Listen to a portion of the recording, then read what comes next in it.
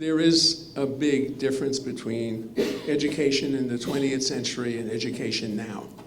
When I went to school in the early 1900s, no, I'm only kidding, I'm really not quite that old. But when I went to school, you either memorized things or you had a textbook. There was no such thing as cell phones or internet. So the way we learned in those days was a very different rote memorizing for a different age. When we got a job, there wasn't a thought about tomorrow you'd have to get a different job in a completely different field. We weren't being prepared to be lifelong learners. We were being prepared to have a certain amount of literacy and then go out and live our lives. That isn't what we've been told as soon as we got to the 21st century. We live in an age of uncertainty, rapid change, industries come and go, and if you want to become successful, you need to be able to adapt, and learning is a lifelong endeavor. And for that to happen, you need to be curious, encouraged, willing to be persistent, and that isn't what we prepare people in the way we now do standardized learning. The Harlem Gallery of Science, which runs the exhibition outside, was pushed by its board to find out why kids play video games. And so in 2021, we did a survey of high school kids in Harlem, Upper Manhattan, and the South Bronx and said, why do you play video games? And we were surprised to find out that it wasn't about having fun, but it was about developing skills, both personal and professional skills. And so these kids develop the ability to do the kinds of things we talk about you need for the 21st century, but it doesn't translate into what goes on in the classroom for most of them. And so the challenge we face is how do we begin to change the paradigm inside the classroom? And it's not just the teachers, because the teachers have so many challenges to deal with in terms of equipment, support, just the technology in this day and age, because if you have no access to the internet, as we saw during COVID, then you're kind of left outside. And so what we also discovered is you're not going to be able to do this by yourself. That's why this today is not about the Harlem Gallery of Science, it's not about the Urban Arts, which has been our partner since 2022. It's not about the city's division of information and instruction technology. It's about all of us. It's not even about just the developers, because we are in this together if we're going to make this change. And I think this change is inevitable. I think we're at a point in education where we're looking for a paradigm shift. And I think we just have to be persistent, and I think we just have to have a voice that says, we can't lose all these kids. It's time to bring them back in the classroom, and the way we do that is by listening to what engages them. Because there are a lot of ways you learn, and we lose too many kids when they don't come to school because they're bored out of their minds.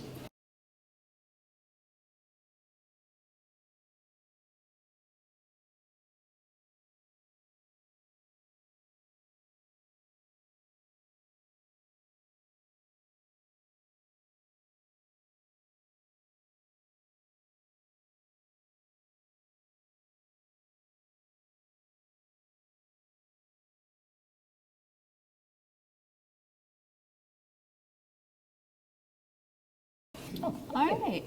Morning, everybody. Good morning. So my name is Shannon. This is my colleague. Hi, I'm Savannah. And today we're going to talk to you a little bit about very high level what Urban Arts does, and then how that connects to game creation, game-based learning, and gamification in your classroom. So a little bit on Urban Arts. We teach digital game design. For around 30 years, we've serviced in New York for the most part, but also have gone nationally recently. Over 250,000 students and teachers in programs grounded in arts and technology. And we do that through a pipeline that starts in middle school, where we support teachers in bringing game design to their computer science classrooms. And then we also have direct-to-student model where we work with high school students where they learn C# on Unity, building games, and provide them with college access services and then industry mentorships to support them through their high school, college to career pipeline. So today we're going to learn a little bit about the principles of game design and how that can create a more inclusive and engaging classroom.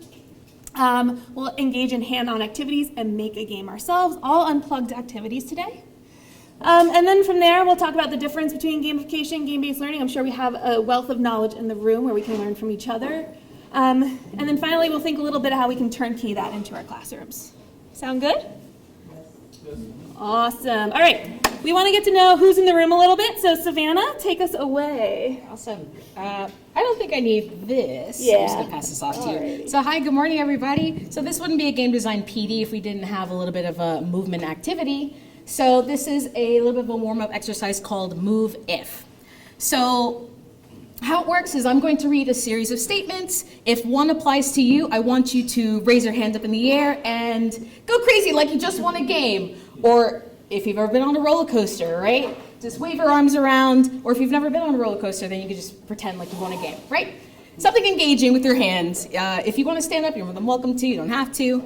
And if a statement doesn't apply to you, then go ahead and give me a crossed X. Again, using your arms, okay? Whatever you're physically comfortable with engaging. Ready to get started? All right, cool. So move if you prefer coffee over tea. Thank you, I love the woos. Yes, awesome. All right, cool. I did see some X's in the room, so tea drinkers, I'm with you. Move if you're a middle or high school teacher. All right, cool, awesome. All right, so a few more X's. What do we have? I said I was. Okay. You were? Okay, well, you're still included. All right, next. Move if you love to play games, any kind of game. Yes, that's what we love to hear. All right, cool. This can involve video games, board games, even street games. Games on your phone. Games on your phone, absolutely. Can't forget the mobile gamers. All right, move if you've ever made up your own game or changed the rules. Woo! Yeah, awesome. Can everybody give me a quick example of how you changed the rules of a game? Just Fortnite creative mode, right? Okay. Anybody else? Yeah. Uno is always a point of contention. Yeah. Right. Changing somebody's rules anytime you sit down and play Uno with somebody. House rules. Especially with stacking plus twos, right? Is that allowed? No. Yeah. All right, awesome. All right, next one. Move if you like to learn a new skill by following a step-by-step guide. Awesome, I love it. All right, cool. Next one, we have, you prefer to dive in and figure things out as you go. Wow, no crosses. Okay, awesome. Oh, Just one cross. One cross? Okay. Next, move if you've ever learned more from failing than from getting it right. Yes, awesome. Yeah, at Urban Arts we teach a fail-forward type of education. You know, if you make mistakes, just get up and try again. Move if you identify as someone who's creative. Right, we're all creative in our own ways. Awesome. Thank you. Next, move if you like to learn by making something. It could be tangible, it could be something on the computer. Awesome. We're almost done. If you're not awake, hopefully this exercise will make you even more awake. Move if you believe all students should have access to creative learning opportunities. Yes. Awesome. Thank you for engaging with me. So let's go ahead and dive into Urban Arts and how Urban Arts uses game design to create a more accessible gaming and computer science education. Pass it off to Shannon. All right. How many currently may use game design in some capacity in their classroom, just out of curiosity? Okay, we have 2. Awesome. So at Urban Arts, we kind of really focus in on game design for 3 specific reasons. 1, equity. When students are creating instead of just playing, they're building very important 21st century work skills. They're building technical skills as well as interpersonal skills. There's a lot of project management, a lot of collaboration, a lot of failing forward, right? Celebrating failure, examining success. And it creates pathways and opportunity to high demand, high earning jobs that they may otherwise not be exposed to. 2, creativity. When students engage in creativity, when you yourself create creativity, you create agency of your own. You get to share your story, your perspective, your voice, which then helps with a sense of belonging, which is really important within STEM field specifically, and really any field. And then finally, accessibility. Game design meets students through a medium in which they're already excited and engaged in. And then, of course, through project-based learning, as we all know, project-based learning creates opportunities for different diverse and different kind of learners to engage in content in different ways, right? So visual, auditory, visual arts, right, in game design. Auditory creates support music. Those who prefer more individualized tasks can be a programmer. It's very collaborative in that way. So our approach is direct to student and in school, as I mentioned earlier.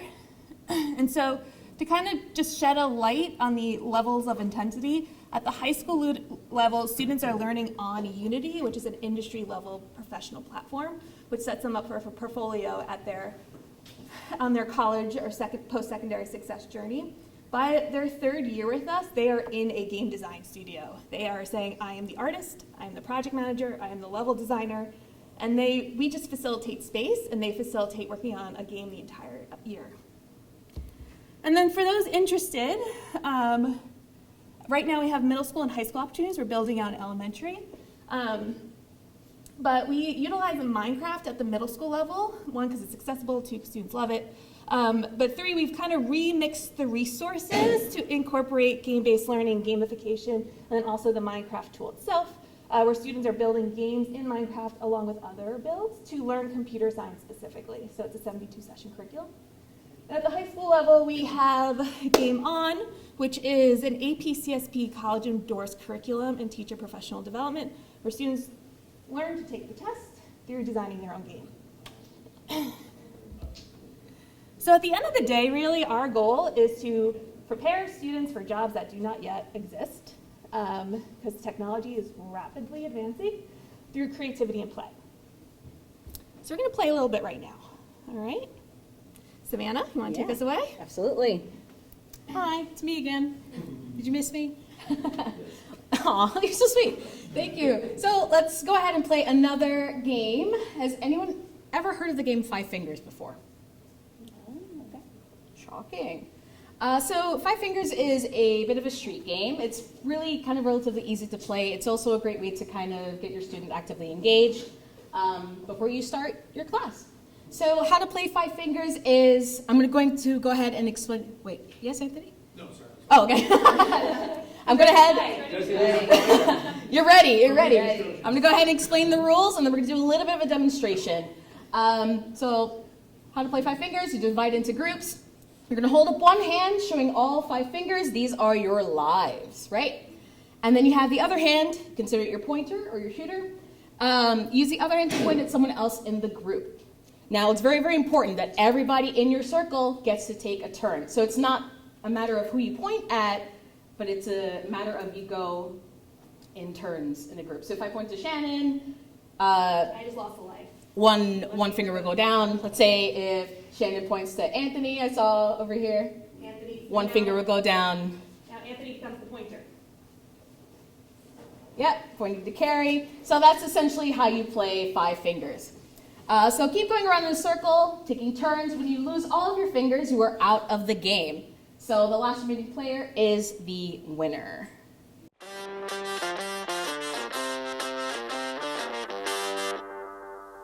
I'm going back.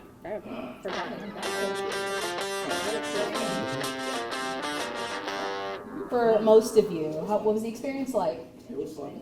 It was fun? Yeah. Okay. Yeah. It was fun. It showcases people's personalities, you know. Brings personalities. Anybody experience any competition in their circles? Oh, yeah. Ooh, oh, yeah. What did that look like in your group? What did competition look like? Yeah, especially when we got down to the last bit of people. few persons. We started to decide who's going to win. Yeah, Daddy said it was better than I won. Yeah. So thanks to him. Yeah, so Daddy said it was my. Yes. I enjoyed the back and forth, so it's like one shot, then they shot right back at each other. Yeah. That was fun. That's awesome. Did anybody feel specifically targeted in their circle? Because you do want to talk about. Because we do want to talk about the frustrations of some of these games, right? You're gonna have that one student who's like, I. And they have, or even for the little ones like body control and eye contact, for those who may have like struggle with that socialization piece. So lots of ways this can be remixed. Okay, All right. awesome. All right, so that leads us into our next question. What makes a game a game? All right, so us game designers, we classify a game by having these 4 components. A game needs to have, preferably, a goal, some rules, some challenges, and mechanics.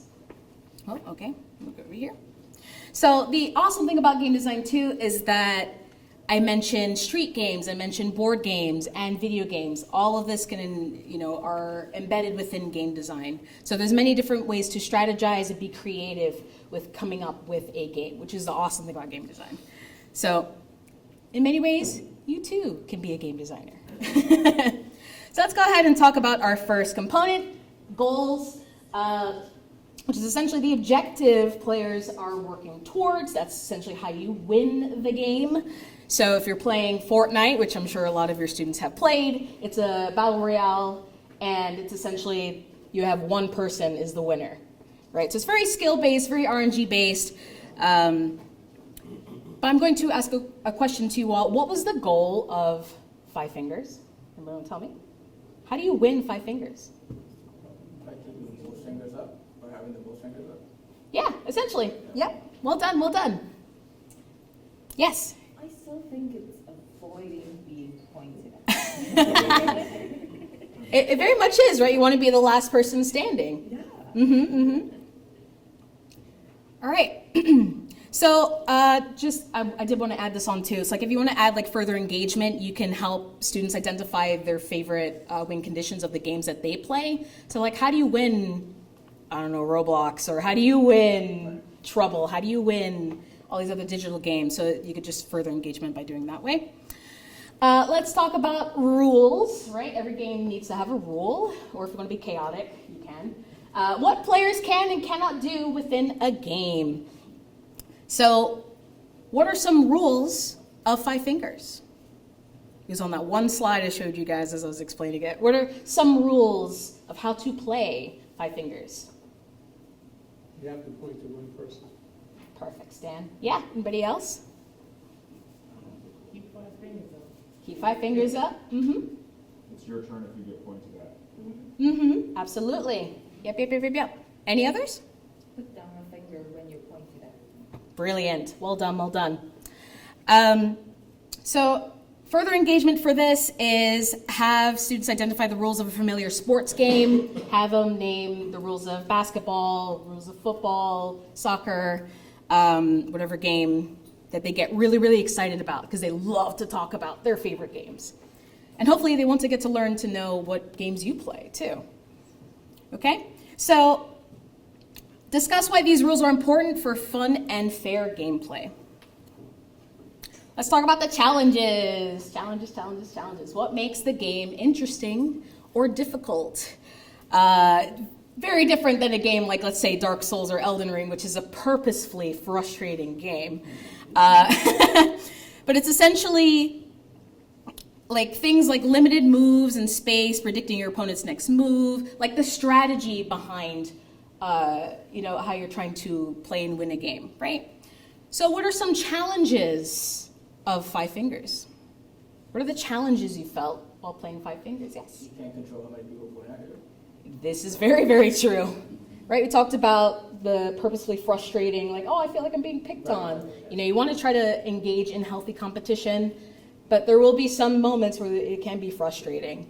So yeah, any other challenges? Yes? Avoiding eye contact. Avoiding eye contact. Yep. Take it. Take it, yes.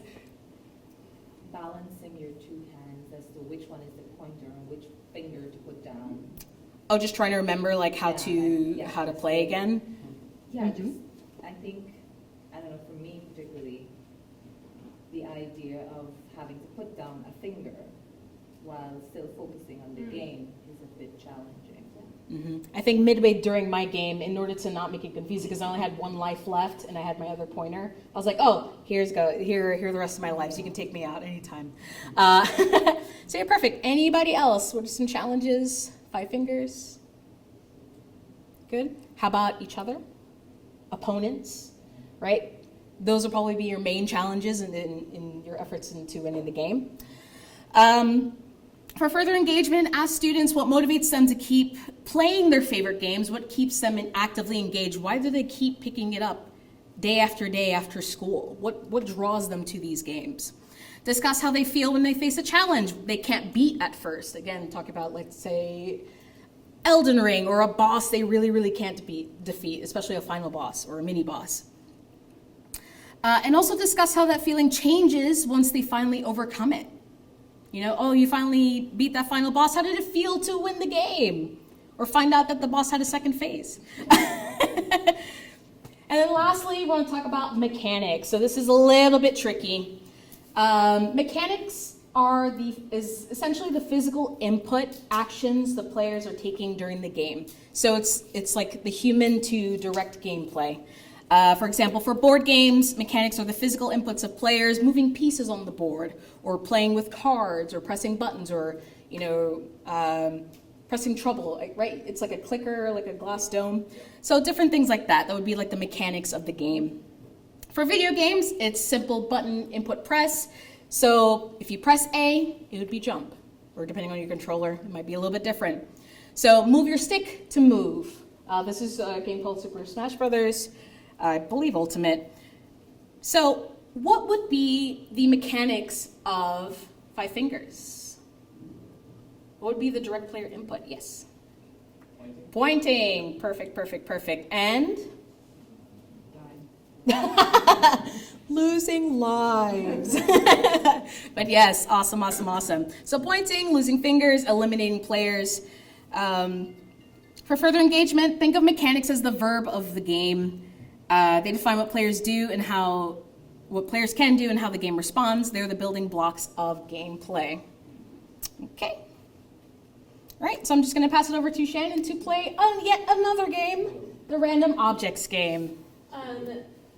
To add on quickly to the last slide too, something that really helped me cement the idea of mechanics was thinking about sports, right? And so in basketball, the physical dribble is the mechanic. Now what they do with it, the rules around it is very different. So the physicality of it is the mechanic.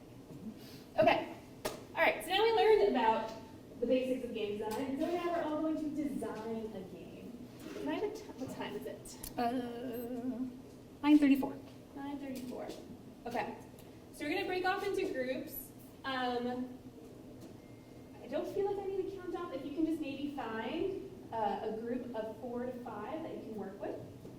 Once your group is solidified, we have some fun Ziploc bags full of really intentional game design objects. Maybe they were from my closet. And so what you're going to do is you're going to use these objects, and you're going to create an analog or street game using them. You want to be sure to include a goal, like how players are going to win, what the rules are, what they're physically doing, and you want to create the challenges. And again, challenges, you want to find the right balance. Game designers spend a lot of time on it. Kids love to make as many challenges as possible, but you lose players if it's too challenging. Okay? So we'll break off into groups, and you'll have 15 minutes to design your games.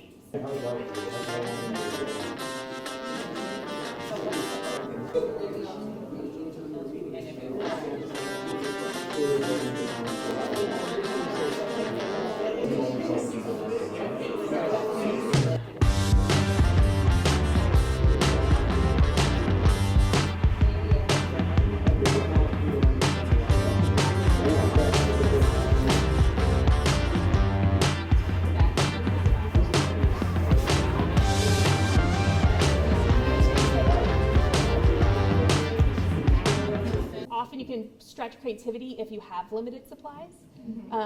And so sometimes we'll just do the 5-finger activity and say, great, how many more games can you come up with just your fingers? So that there are other ways of reimagining this based off the supplies you have available. Like legit pulled out of my box of tchotchkes that for when kids come over my house. And I was like, I hope this works. And it did, right? But I also Yeah. think that having limited supplies allows students to use their brain Yep. at a deeper creative level, right? Yep. And it also allows them to take it from the classroom home when it's time for them to assign them a project, and they don't have money for it. But Yeah. you can use cheap supplies or free supplies that you can get from Amazon boxes, Yeah. whatever, right? Or encourage them to design a street game that they can play during lunchtime. Yeah, or you can repurpose, right, have the, like a scavenger hunt, and so they can collect bottles or cans from their home and Yep. bring it in, right, and that lets them know that you can literally recycle and reuse items around you to the other person's point. So I don't as many supplies. I think that's actually a creative part of it. So what we just engage in is game creation, right? And so game creation itself can be built upon more intention in a computer science form with coding, and it can become much bigger than this. Or you can just use the unplugged activity to create moments of engagement in your classroom in general. But something else that is very valuable in the classroom that we utilize too is game-based learning. Are folks familiar with the difference with game-based learning? Does anyone want to share what they may think it is? I see, yeah. I mean, it's learning that's embedded in like the game-based format. I know that sounds ridiculous, No, that's but like exactly it's a what it matter of teaching. It's a matter of being able to provide instruction or to find a learning pathway as an individual that follows like the same structure as a game. Right? Yeah. It's playing the game to learn the content. So earlier when we threw out ideas on how we can connect 5 fingers to your core content areas, thinking about debate or historical figures, like they are learning about history through playing, right? Or learning about math through playing. So you take the same principles and remix them as the learning experience itself. So another way you can build on this activity is have them design a game that reinforces a math concept, right? And now they switch, and now they're playing each other's games and learning math throughout. So one of the things that we often use, we use games as warm-ups or tools of assessment and reinforcement. And so playing a game of Simon Says to jumpstart your class is an example of game-based learning where it's followed by a discussion on what a conditional is, right? So first they're just playing, and now we're saying, if Simon does this, then else, right? Example of game-based learning. We also have a pattern relay race where students are creating a pattern in their classroom. And depending on your goals for the class, it can start about sequencing, but it can build to go into iteration, loops, in terms of a computer science class concept. But you can do a vocab relay race, right? There's ways of learning through play. So not just about computer science, if I kind of broaden it, because I know I have a lot of different types of educators in the state, is just like the why. Why, and I'm sure everyone could speak to it in some capacity. Why does this create a lower barrier to entry to learn concepts? Like why would students feel more comfortable or confident in this type of learning? Anyone? Yes. I feel like most games are inherently less stressful than sitting down in a chair, having to sit and listen or sit and write something down, because games are inherent to like growing as like a little one. Yep. And so because it's much lower stakes, kids feel more comfortable trying new things and are not as afraid of failure. Yep. Exactly. It creates a sense of belonging and play. Yeah. It's easier for them to make mistakes and learn from those mistakes quickly than you were to actually teach them in class and they have like a meltdown because they didn't get it.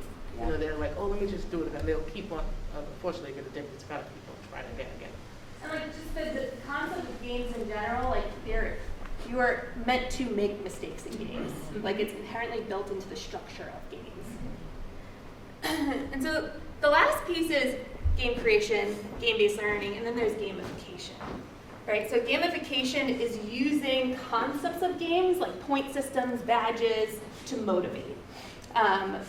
So Kahoot is a gamified platform. Also, sometimes PBIS systems in schools are a version of gamification. You can also think about RPG role-player games or quests. One of our instructors noticed a huge amount of his students love D&D, and so he came up with point systems and lore in terms of like having them build their games in their classroom because it was responsive to their interests. So all of these three overlap, right? So game creation gives students agency. Game-based learning is learning through play, and gamification is motivation in the classroom space. And if you find different moments to intersect all three of them, you can create a very engaging classroom at different times, places, and spaces. Some of our classes use all three at once. Some of them may only focus on game-based learning, and some use gamification because like we actually just need to talk about the definition of loops, right? And there's intentionality in moments that has to happen in a classroom, right? So yeah. Have any of you used any versions of these in your classrooms already, or do you see opportunities to kind of turnkey some of these concepts? Anyone like to share out? I have. I used Minecraft education, which is pretty cool. Yeah. So right now, I'm currently doing the space race game, this competition between one another. So that's both game-based learning and, yeah, Minecraft is interesting because you can create games in it, you can learn through it, and then there's also like, you can build momentum and motivation around it too. Anyone else? Yes. I'm gonna include like them creating their own kind of game concept, this idea in the class. I'm gonna definitely do that before I actually do game design. Every year I do it, but this will be a good way for them to kind of think about their game as an unplugged activity. Yeah. I see 2 more hands. Yep. I use gamification pretty much constantly in class, even as far as like, I don't use Kahoot, I use what's now Wayground, that used to be quizzes, and their whole mastery approach that allows for retakes, and the fact that they have it dressed up in like this mountain climbing sort of dashboard or visual that students are allowed to see one another's progress on it, but you're only really competitive with yourself in a lot of ways, so I think that's always the big drawback for me in some regards to like a Kahoot, like a live Kahoot, is that like invariably they're like a quarter to a third of the kids are just going to check out by like the time you're halfway through. It's clearer than on the leaderboard. So, yeah. Depending on your classroom and your students, another approach that we encourage too is non-competitive gameplay, where like they're beating a timer collectively. Or just thinking about how it's collaborative. It's like us against this outside object, not us against each other. So that's a good example of a tool that does that or doesn't do that. Kahoot added that to theirs. Okay. They can know in the C, they don't have to do that. Yeah. And last 2 comments over here. I use Bucket, which is kind of like Kahoot, but the questions repeat over and over again in one game. And you can also choose different game modes, which is cool. So like some of them allow you to steal points from other people. So it takes away some of that pressure from, or like takes away the, oh, I'm not like in the top 5. Yeah. Why am I even doing this? Oh, I might be able to steal stuff from somebody. I should keep doing this just in case. And then I also use simulations a lot. I am an English teacher and college and career advisor. So for the college and career classes, I like just used a simulation for like having them learn about debt, student debt specifically, and like how that can affect them, not just like the year after high school, or like year after college if we're choosing to go, but like how that really takes them, like can follow them through their lives. Yeah, I'm pushing 40, I'm still paying mine off. And so with 4th graders, I think about the trajectory of the school year. So you have to build community, right, in the beginning of the year. And so I know I've heard teachers be like, we're a family. Kids don't comprehend that. Yeah. You know, the first family month means of so September many different and things. October. So what I use is tabletop games a lot versus digital. I know that's the thing, the shiny coin now. But I think tabletop games is just an opportunity for me to model how do you experiment with power within and power between in the classroom early on. And so we can do something as simple as like Jenga, or they're building a structure together to have an UNO be the closeout for the day, right? And so I situate those throughout the year. So beginning of the year helps to build community. When they come back from December break, that helps to restore community. I think breaks is like when it starts to get a little bit weird. And you're like, did you remember our agreements? No, I think so. And then towards the end, it's a little bit more playful because, you know, things is a little bit lighter May and June. So I look at the year and then I kind of position where those opportunities. Awesome. Well, thank you for sharing, for playing, for engaging. Thank you for leaning into vulnerability. Sometimes it's really hard for adults to play. So at this juncture, I'd like to introduce Carrie and the DII team. Carrie is a phenomenal educator who just joined the DIIT department. And we're going to talk a little bit more about Battle of the Boroughs. Woo.